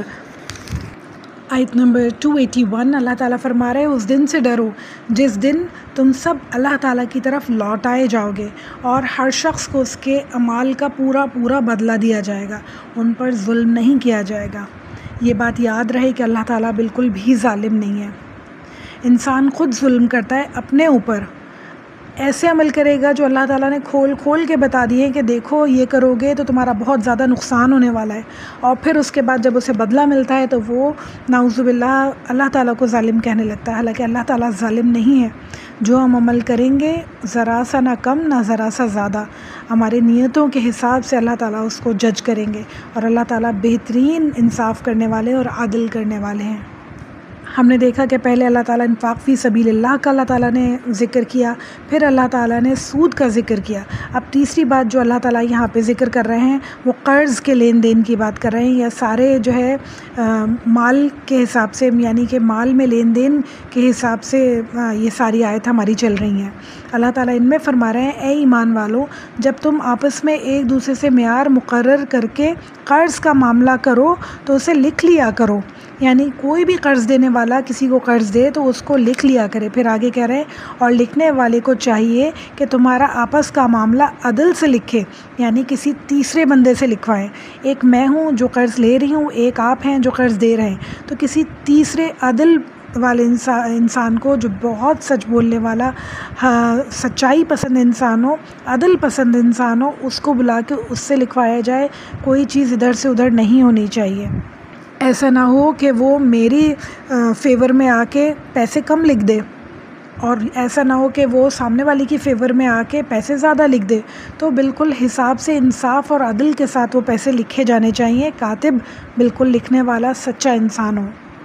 پھر فرما رہے ہیں کاتب کو چاہیے کہ لکھنے سے انکار نہ کرے جسے اللہ تعالیٰ نے اسے سکھایا ہے، یعنی کہ اللہ تعالیٰ نے یعنی پہلے تو ایسا ہوتا تھا نا، کم لوگ پڑھے لکھے ہوا کرتے تھے تو کاتب کی بہت زیادہ ضرورت پڑا کرتی تھی کہ پڑھا لکھا انسان جو ہے وہ لکھے، کیونکہ نہ مجھے پڑھنا آتا ہے نہ سامنے والے کو پڑھنا آتا ہے۔ تو جسے پڑھنا آتا ہے، لکھنا آتا ہے، وہ انصاف کے ساتھ آ کے لکھے، ایسی چیز نہ لکھ دے جو کہ میرے یا سامنے والے کے حق میں حق تلفی کرے۔ پھر فرما رہے ہیں بس اسے لکھ دینا چاہیے جس کے ذمے حق ہو وہ لکھوائے اور اللہ تعالیٰ سے ڈرے، اور اللہ کا اور انسان کے حق میں سے کچھ گھٹائے نہیں۔ ہاں، جس شخص کے ذمے حق ہے وہ اگر نادان ہو یا کمزور ہو یا لکھنے کی طاقت نہ رکھتا ہو تو اس کا ولی عدل کے ساتھ لکھوا دے۔ یعنی پہلے تو اللہ تعالیٰ یہ حکم دے رہے ہیں کہ اگر تم سے کہا جائے کہ تم کوئی ادھار لے رہا ہے، کوئی قرض لے رہا ہے، اس کے ولی بن جاؤ، اور وہ ذرا تم ایک ڈاکیومنٹیشن تیار کرو جس پہ دونوں کے سائن ہو، پراپر لکھا ہوا ہو کس نے کون سی ڈیٹ کو کتنے پیسے دیے، کس نے کون سی ڈیٹ کو کتنے پیسے لیے، اور کون سی ڈیٹ مقرر ہوئی ہے جس میں وہ پیسے واپس ادا کیے جائیں گے یا انسٹالمنٹس پہ واپس کیے جائیں گے۔ یہ ساری باتیں پراپر لکھی ہوئی ہوں اور دونوں کے سگنیچرز ہوں، اور جو ولی ہے، جو لکھ رہا ہے، کاتب ہے، اس کے بھی سگنیچرز وہاں موجود ہوں۔ اور پھر اس کے بعد اللہ تعالیٰ حکم دے رہے اور اپنوں میں سے 2 مرد گواہ رکھ لو، یعنی ایک کاتب تو ہونا چاہیے، گواہ بھی ہونے چاہیے تاکہ کسی بھی قسم کی کوئی مس انڈرسٹینڈنگ کی گنجائش نہ رہے، آپس میں فساد نہ ہو، کسی کے دماغ میں کوئی فطور آ جائے، شیطان آ جائے تو کسی کے ساتھ کوئی حق تلفی نہ ہو۔ تو گواہ بھی ساتھ میں رکھ لو تاکہ وہ گواہی دیں، وہ ان کے بھی سگنیچرز ہونے چاہیے، ہاں کہ بالکل ایسا ہی معاملہ ہوا تھا۔ پھر فرما رہے ہیں اگر 2 مرد نہ ہوں تو 1 مرد اور 2 عورتیں تم گواہوں میں رکھ لو، تم گواہوں میں سے پسند کر لو۔ اچھا، یہاں پہ عورتیں بہت زیادہ ناراض ہوتی ہیں اس بات پہ کہ 2 عورتیں کیوں کہا ہے اللہ تعالیٰ نے؟ جب 2 مرد کا ہے تو 2 ہی عورتیں ہونی چاہیے تھی، یا 1 مرد کا ہے تو 1 عورت ہونی چاہیے تھی۔ تو اللہ تعالیٰ کہہ رہے ہیں کہ 1 مرد یا 2 عورتیں، یعنی 1 مرد اور 2 عورتیں، یا تو 2 مرد رکھو، اگر 2 مرد نہیں ہے 1 مرد ہے تو اس کے ساتھ 2 عورتیں ہونی چاہیے، یعنی اگر ایک بھول گئی ہے تو دوسری اسے بتا دے۔ یہ اللہ تعالیٰ عورتوں کے لیے آسانی رکھ رہے ہیں اگر دیکھا جائے تو۔ اس کا مطلب یہ نہیں کہ اللہ تعالیٰ یہ کہہ رہے ہیں کہ عورتیں کم عقل ہوتی ہیں، اللہ تعالیٰ ہمارے لیے آسانی رکھ رہے ہیں کہ تمہیں پتہ چل جائے، تم ایسے کسی مسئلے میں پھنس نہ جاؤ جس کا جواب دہی تمہیں اللہ تعالیٰ کے سامنے کرنی پڑے اور اللہ تعالیٰ کے سامنے تم گناہگار ہو جاؤ۔ بچانے کے لیے اللہ تعالیٰ ہم لوگوں سے یہ کہہ رہے ہیں کہ 2 عورتیں ہوں تاکہ وہ بھولے نہیں، ایک دوسرے کو یاد دلا سکیں، اور پھر انہیں اللہ تعالیٰ آخرت میں آسانی کریں، ان کے لیے ان سے کوئی گناہ نہ ہو جائے۔ آپ یہ دیکھیں کہ مرد جو ہے اگر وہ بھول گیا تو اس کا سارا وبال اس کے سر ہوگا، مگر اگر عورت بھول گئی تو دوسری جو عورت ہے وہ اسے بتا سکتی ہے اور وہ گناہ سے بچ سکتی ہیں دونوں۔ تو یہ اللہ تعالیٰ ہر معاملے میں عورتوں کے لیے آسانی فرماتے ہیں۔ آگے فرما رہے ہیں اللہ تعالیٰ یہ بات تاکہ ایک کی بھول چوک کو دوسری یاد دلا دے۔ پھر فرما رہے ہیں اللہ تعالیٰ اور گواہوں کو چاہیے کہ وہ جب بلائے جائیں تو وہ انکار نہ کریں، اور قرض کو جس کی مدت مقرر ہے خواہ وہ چھوٹا ہو یا بڑا لکھنے میں کاہلی نہ کرو، یہ اللہ تعالیٰ بہت زبردست احکامات دے رہے ہیں کہ دیکھو مس انڈرسٹینڈنگز ہو سکتی ہے، مال جو ہے بہت برے فتنے کریٹ کر سکتا ہے، آپس میں بھائی بھائی کو لڑوا سکتا ہے، رشتہ داروں میں پھوٹ ڈلوا سکتا ہے شیطان مال کے ذریعے سے۔ تو اللہ تعالیٰ یہ اس وقت کہہ رہے ہیں کہ دیکھو لکھ لو، چاہے وہ چھوٹی لین دین ہو چاہے وہ بڑی ہو، جب کسی کو قرض دو تو لکھ لیا کرو ساری باتیں، تاکہ کسی قسم کی کوئی برائی تم لوگوں کے آپس میں نہ پڑے۔ اور جب اللہ تعالیٰ اتنا زور دے کے کہہ رہے ہیں، اس کا مطلب ہے یہ بات انتہائی امپورٹنٹ ہے، اس کو ہلکا نہیں لیں اور لازمی لکھ لیا کریں جب کچھ بھی لین دین آپس میں کر رہے ہوں۔ کیش میں لین دین ہے، جیسے ایک آدمی کپڑا بیچ رہا ہے اور ایک عورت کپڑا خرید رہی ہے، تو وہ لین دین اسی وقت ختم ہو گیا تو اسے لکھنے کی ضرورت نہیں ہے۔ پھر اللہ تعالیٰ کہہ رہے ہیں اللہ کے نزدیک یہ بات بہت انصاف والی ہے اور گواہی کو بھی درست رکھنے والی اور شک و شبہ سے بھی زیادہ بچانے والی ہے۔ پھر آگے اللہ تعالیٰ یہ کہہ رہے ہیں کہ ہاں یہ بات اور ہے کہ یہ معاملہ نقد تجارت کی شکل میں ہو، یعنی کہ پیسے دیے جا رہے ہوں اور چیز لیے جا رہی ہو تو اس وقت لکھنا ضروری بالکل بھی نہیں ہے۔ ہاں ادھار پہ معاملہ چل رہا ہو تو لکھنا بہت زیادہ ضروری ہے۔ پھر فرما رہے ہیں خرید و فروخت کے وقت بھی گواہ مقرر کر لیا کرو، اور پھر فرما رہے ہیں یاد رکھو کہ نہ تو لکھنے والوں کو نقصان پہنچایا جائے نہ گواہ کو، یعنی کہ جو تمہارے قرض تم نے لیا ہے اور لکھ جو رہا ہے بندہ اور جو گواہ ہے ان کے پیچھے نہ لگو، کسی بھی طرح انہیں پریشان مت کرو، انہیں ٹارچر نہ کرو کہ تمہاری گواہی چینج کر دی جائے یا تمہاری لکھائی میں چینج کر دیا جائے، انہیں پریشان کسی صورت نہیں کرنا چاہیے۔ پھر فرما رہے ہیں اور اگر تم یہ کرو تو یہ تمہاری کھلی نافرمانی ہے، اللہ تعالیٰ سے ڈرو، اللہ تعالیٰ تمہیں تعلیم دے رہا ہے اور اللہ تعالیٰ ہر چیز کو خوب جاننے والا ہے، یعنی اللہ تعالیٰ ہر بات کھول کھول کے بتا رہے ہیں کہ لین دین کس طرح کرنی ہے، کس طرح معاملات کرنے ہیں اور کس کے ساتھ کیسا سلوک کرنا ہے۔ اس سے زیادہ ہم کیا چاہتے ہیں اپنی زندگی میں، کون سا وقت چاہتے ہیں ہم کہ ہمیں کون سی بات پتہ چلیے کہ ہم اس پہ عمل کریں۔ اللہ تعالیٰ ہر بات تو کھول کھول کے بتا رہے ہیں، مستقل اتنی ڈیٹیلنگ کرتے ہیں اللہ تعالیٰ سبحان اللہ کہ حیران ہو جائے انسان کے باریک بینی سے۔ اللہ تعالیٰ ہر انسان کا حق بتا رہے ہیں، ہر انسان کا فرض بتا رہے ہیں کہ دیکھو کیسا تمہیں کرنا ہے کیسا نہیں کرنا ہے۔ اللہ تعالیٰ ہم سب کو ان تمام احکامات پہ بہترین طریقے سے عمل کرنے والا بنائے انشاءاللہ۔ اچھا اب ایک اور اللہ تعالیٰ صورت بتا رہے ہیں قرض کی۔ اللہ تعالیٰ کہہ رہے ہیں اگر تم سفر میں ہو اور لکھنے والا نہ پاؤ تو رہن قبضے میں رکھ لیا کرو، ہاں اگر آپس میں ایک دوسرے سے مطمئن ہو تو جیسے امانت دی گئی ہے وہ اسے ادا کرے اور اللہ تعالیٰ سے ڈرتا رہے جو اللہ اس کا رب ہے۔ سبحان اللہ۔ اللہ تعالیٰ یہاں یہ فرما رہے ہیں کہ اگر تم رستے میں ہو، پین پینسل نہ ہو اور ادھار لینے کی ضرورت پڑ جائے تو ایسا کرو کہ تم کوئی چیز اپنی گروی رکھوا دو، کوئی اپنی قیمتی چیز اس کے پاس رکھوا دو کہ جب تم اس کے پیسے واپس کرو تو تمہاری چیز تمہیں مل جائے۔ اور اگر تم لوگ ایک دوسرے سے مطمئن ہو اور ضرورت نہیں ہے کچھ رہن رکھوانے کی تو اللہ تعالیٰ ہر چیز کو جاننے والے ہیں اور اللہ تعالیٰ سے ڈر کے سارے کام کرو۔ پھر فرما رہے ہیں اور گواہی کو نہ چھپاؤ اور جو اسے چھپائے وہ گناہگار دل والا ہے۔ اللہ اکبر۔ یعنی اگر کوئی گواہ مقرر کیا ہے تو اسے چھپاؤ نہیں، وہ کسی کی سائڈ لے کے جھوٹ نہ بولے، اللہ تعالیٰ کہہ رہے ہیں اس کا دل گناہگار ہے۔ اور پھر فرما رہے ہیں اور جو کچھ تم کرتے ہو اللہ تعالیٰ اسے خوب جانتا ہے، سارے لین دین کے سارے معاملات کو اللہ تعالیٰ اچھی طرح دیکھ رہا ہے، اچھی طرح جانتا ہے اور اللہ تعالیٰ ہر چیز پر قادر ہے کہ اللہ تعالیٰ ایک ایک پائی کا حساب آخرت ملے۔ تو اس وقت ہم کس طرح ادا کریں گے یہ سارے پیسے جو ہم نے کسی کے مارے، جو ہم نے کسی کے کھائے، جو ہم نے جھوٹ بولا کسی کے لیے، تو وہ جھوٹ کا گناہ تو الگ اور پھر وہ مال کھانے کا گناہ الگ، یعنی کتنے بڑے بڑے گناہ ہمارے پلے میں آئیں گے۔ تو آپ یہ سوچیں اس وقت وہ سارے گناہ مٹانے کے لیے اپنی نیکیاں دینی پڑیں گی جو کہ پہلے ہی بہت کم ہوں گی۔ وہ نیکیاں ہم دینے کے کیا کنڈیشن میں ہوں گے اپنی کسی کو اپنے گناہ دھلوانے کی وجہ سے؟ تو بالکل بھی ایسا کوئی کام نہیں کرنا انشاءاللہ۔ نیکیاں سمیٹنی ہے، جمع کرنی ہے آخرت کے لیے، کسی کو بانٹنی نہیں ہے اس وقت بالکل بھی۔ اپنے گناہوں کے بدلے میں کسی کو اپنی نیکیاں نہیں دینی ہے انشاءاللہ۔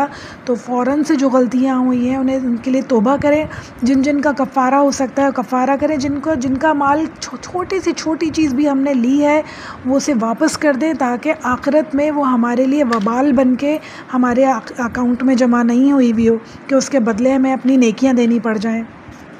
بہت ہی خطرناک آیت ہے، آیت نمبر 284 اللہ تعالیٰ فرمانا ہے آسمانوں اور زمین کی ہر چیز اللہ تعالیٰ ہی کی ملکیت ہے، تمہارے دلوں میں جو کچھ ہے تم اسے ظاہر کرو یا چھپاؤ، اللہ تعالیٰ اس کا حساب تم سے لے گا۔ اللہ اکبر۔ اللہ تعالیٰ نیتوں کے حساب لینے والے ہیں، اللہ تعالیٰ عمل کے حساب لینے والے ہیں، تو اللہ تعالیٰ ہم سب کے آسان حساب لے انشاءاللہ۔ اللہم حاسبنی حسابا یسیرا، اس کے لیے ہمیں عمل کرنے ہوں گے، ابھی سے تک و دعا کرنی ہوگی کہ ہم جتنی ہماری غلطیاں ہیں انہیں ہم فکس کریں، جتنے معاملات ٹیڑھے ہیں ان سب کو ہم سیدھا کریں انشاءاللہ، جتنے لوگوں سے خرابی کی ہے ان سب کے ادھار، ان کے قرضے، ان کی جو ہم نے چیزیں اٹھا لی ہیں، چرا لی ہیں بغیر سوچے سمجھے، کسی بھی طرح سے ان کو واپس کر دیں تاکہ انشاءاللہ ہمارا حساب کتاب اس دنیا میں کلیئر رہے۔ پھر اسی آیت میں فرما رہے ہیں پھر جسے چاہے سزا دے اور اللہ تعالیٰ ہر چیز پر قادر ہے، جتنی چاہے سزا دے، جتنی چھوٹی جتنی لمبی، اللہ تعالیٰ کے ہاتھ میں ہی سزا دینا۔ کوئی انسان کوئی سوال کرنے کے لائق نہیں ہوگا، تو جب ہم کسی سوال کرنے کے لائق نہیں ہوں گے تو سوچیں کہ کیا حالت ہوگی انسان کی۔ اللہ ہم سب کو اس وقت سے بچائے انشاءاللہ۔ رسول اللہ صلی اللہ علیہ وآلہ وسلم نے قرض دار کی نماز جنازہ پڑھنے سے منع فرمایا ہے۔ اللہ اکبر۔ پھر ایک اور حدیث دیکھ لیتے ہیں، سن لو، رسول اللہ صلی اللہ علیہ وآلہ وسلم نے فرمایا سن لو، تمہارے بدن میں گوشت کا ایک ایسا ٹکڑا ہے کہ اگر وہ صحیح ہو تو سب کچھ صحیح ہے، اگر وہ خراب ہو جائے تو پورا جسم خراب ہو جاتا ہے، یاد رکھو وہ ٹکڑا تمہارا دل ہے۔ بخاری کی حدیث ہے، یعنی اپنے دل کو، اپنی نیتوں کو صحیح رکھیں، اگر وہ خراب ہو گئیں تو تمام چیزیں خراب ہو جائیں گی اور مسئلے مسائل بے انتہا ہمارے لیے بڑھ جائیں گے۔ تو اللہ ہم سب کے دلوں کو انشاءاللہ تعالیٰ اپنی اطاعت میں رکھیں انشاءاللہ تعالیٰ۔ پھر بہت ہی خوبصورت آیتیں آ رہی ہیں اور اللہ تعالیٰ اس کے بارے میں فرما رہے ہیں، اللہ کے رسول صلی اللہ علیہ وآلہ وسلم فرما رہے ہیں جس شخص نے رات کو سوتے وقت یہ 2 آیتیں پڑھ لیں تو یہ اس کے لیے کافی ہیں۔ جس کی بات میں کر رہی ہوں وہ ہے آمن الرسول۔ تو بہت ہی خوبصورت آیتیں ہیں، دیکھتے ہیں اللہ تعالیٰ ان میں ہم سے کیا فرما رہے ہیں۔ اللہ تعالیٰ فرما رہے ہیں رسول ایمان لائے اس چیز پر جو اللہ تعالیٰ کی طرف سے اتری اور مومن بھی ایمان لائے۔ یہ سب اللہ تعالیٰ اور اس کے فرشتوں پر، اس کی کتابوں پر، اس کے رسولوں پر ایمان لائے، اور اس کے رسولوں میں سے کسی میں ہم نے تفرق نہیں کیا۔ انہوں نے کہہ دیا کہ ہم نے سنا اور اطاعت کی، ہم تیری بخشش طلب کرتے ہیں اے ہمارے رب، اور ہمیں تیری طرف لوٹ کر جانا ہے۔ اللہ اکبر۔ اس میں اللہ تعالیٰ ایمان بالغیب کی تفصیلات بتا رہے ہیں کہ ایمان بالغیب کیا ہے اور ایک مسلمان کو کس کس بات پہ ایمان رکھنا ہے جو اس نے کبھی دیکھا نہیں ہے۔ نمبر 1، ہم ایمان لاتے ہیں کتاب پر، فرشتوں پر، پیغمبروں پر۔ پھر فرمایا ہم نے تیرا حکم سنا اور قبول کیا، سمعنا واطعنا، یہ ہر مسلمان پر فرض ہے۔ جو اللہ تعالیٰ نے کہا، چاہے ہماری سمجھ میں آ رہا ہے یا ہماری سمجھ میں نہیں آ رہا ہے، ہم اسے مانتے ہیں یا نہیں مانتے ہیں، اللہ تعالیٰ نے کہا ہے تو ہر صورت ہمیں اسے اطاعت کرنی ہے، اسے پورا کرنا ہے انشاءاللہ۔ اور جو غلطیاں ہو گئی ہیں، جو کوتاہیاں ہو گئی ہیں، وہ ہم آپ سے آپ کی پناہ مانگتے ہیں اور اللہ تعالیٰ آپ سے ہی بخشش طلب کرتے ہیں۔ ہم سب کی مغفرت فرما دیجیے، آمین ثم آمین۔ پھر اللہ تعالیٰ فرما رہے ہیں اللہ تعالیٰ کسی جان کو اس کی طاقت سے زیادہ تکلیف نہیں دیتے، یعنی کوئی بھی بوجھ اللہ تعالیٰ ایک انسان کے اوپر ڈالتے ہیں، اللہ کو پتہ ہوتا ہے کہ وہ اٹھا سکتا ہے، اللہ تعالیٰ کے احکامات وہ پورے کر سکتا ہے، اللہ تعالیٰ جانتے ہیں اس بات کو، اور جو نیکی وہ کرے وہ اس کے لیے ہے، اور جو برائی وہ کرے وہ اس پر ہے، یعنی ہر چیز میرے لیے ہے، یعنی اللہ تعالیٰ نے جو مجھے احکامات دیے ہیں میں انہیں پورا کروں گی تو مجھے ثواب ملے گا، میں انہیں پورا نہیں کروں گی تو گناہ بھی مجھے ہی ملے گا، کسی اور کے اوپر اس میں سے کوئی بھی چیز نہیں جائے گی۔ اب ایک دعا کا پورشن ہے اس میں، اور اللہ تعالیٰ کہہ رہے ہیں ہمیں طریقہ بتا رہے ہیں دعا مانگنے کا، اور اللہ تعالیٰ کہہ رہے ہیں اے ہمارے رب، اگر ہم بھول گئے ہوں یا خطا کی ہو تو ہمیں نہ پکڑیے گا، اے ہمارے رب ہم پر وہ بوجھ نہ ڈالیے گا جو ہم سے پہلے لوگوں پر ڈالا گیا، اے ہمارے رب ہم پر وہ بوجھ نہ ڈالیے گا جس کی ہمیں طاقت نہ ہو، اور ہم سے درگزر فرمائیے گا اور ہمیں بخش دیجیے، ہم پر رحم فرمائیے، آپ ہی ہمارے مالک ہیں، ہمیں کافروں کے غلبے سے بچائیے، آمین ثم آمین، ہمیں کافر قوم پہ غلبہ عطا فرمائیے، آمین ثم آمین۔ اتنی خوبصورت مکمل جامع دعا اللہ تعالیٰ نے بتائی ہمیں، سورہ البقرہ کی آخری آیت تھی یہ، اللہ تعالیٰ اللہ تعالیٰ ہم سب کو توفیق عطا فرمائے کہ اس آیت کو سمجھیں اور جب بھی ہمیں دعا مانگنی ہو اسی انداز میں مانگیں کہ اللہ تعالیٰ نے جو ہمیں سکھایا، جو ہم سے غلطیاں ہو گئیں، کوتاہیاں ہو گئیں، ان کی توبہ کس طرح کرنی ہے، اللہ تعالیٰ ہمیں یہ سکھا رہے ہیں کہ جو بھول چوک ہم سے ہو گئی اللہ تعالیٰ، جو خطائیں ہم سے ہو گئیں اللہ تعالیٰ، ہم بہت سارے کام اس دنیا میں بھولتے چلے گئے، ہم اتنے بڑے ہو گئے اور ہزاروں ایسے احکامات ہیں جن پہ ہم نے کبھی عمل نہیں کیا، ہمیں معاف کر دیجیے ان کے لیے اللہ تعالیٰ، ہمیں توفیق عطا فرمائیے کہ ہم بہترین طریقے سے عمل کریں انشاءاللہ تعالیٰ جیسا آپ ہم سے چاہتے ہیں۔ ہم پہ عذاب مت ڈالیے گا، جیسے پہلے قوموں پہ آپ نے عذاب ڈال دیا گناہوں کی وجہ سے، نافرمانی کی وجہ سے، ہمیں ایسے عذاب میں مبتلا نہیں کیجیے گا اللہ تعالیٰ، ہم پر رحم فرمائیے گا، نظر کرم فرمائیے گا انشاءاللہ، ہمیں بخش دیجیے اللہ تعالیٰ، ہم پر رحم فرمائیے۔ اور جو تمام چاروں طرف ہمارے کافر قومیں غلبے پہ ہیں اللہ تعالیٰ، مسلمانوں کو بھیجے جا رہی ہیں اللہ تعالیٰ، مسلمانوں کو ختم کیے جا رہی ہیں اللہ تعالیٰ، ان سب پہ ہمیں فتح نصیب فرمائیے گا۔ ہمیں پتہ ہے اللہ تعالیٰ وہ فتح جب ہی ملنے والی ہے جب ہم آپ کے احکامات پہ عمل کریں، اپنے احکامات ہمارے لیے آسان کر دیجیے، ہمارے دلوں کو نرم کر دیجیے اللہ تعالیٰ، ہمارے دلوں کو راضی کر دیجیے اللہ تعالیٰ کہ ہم وہ احکامات پہ عمل کریں جو آپ نے ہمیں کھول کھول کے قرآن میں بتائے انشاءاللہ۔ اللہم انت السلام ومنک السلام تبارکت یا ذو الجلال والاکرام، ربی اعنی علی ذکرک وشکرک وحسن عباداتک، لا الہ الا اللہ وحدہ لا شریک لہ، لہ الملک ولہ الحمد وہو علی کل شیء قدیر۔ سبحان ربک رب العزت عما یصفون وسلام علی المرسلین والحمد للہ رب العالمین۔ السلام علیکم ورحمۃ اللہ وبرکاتہ۔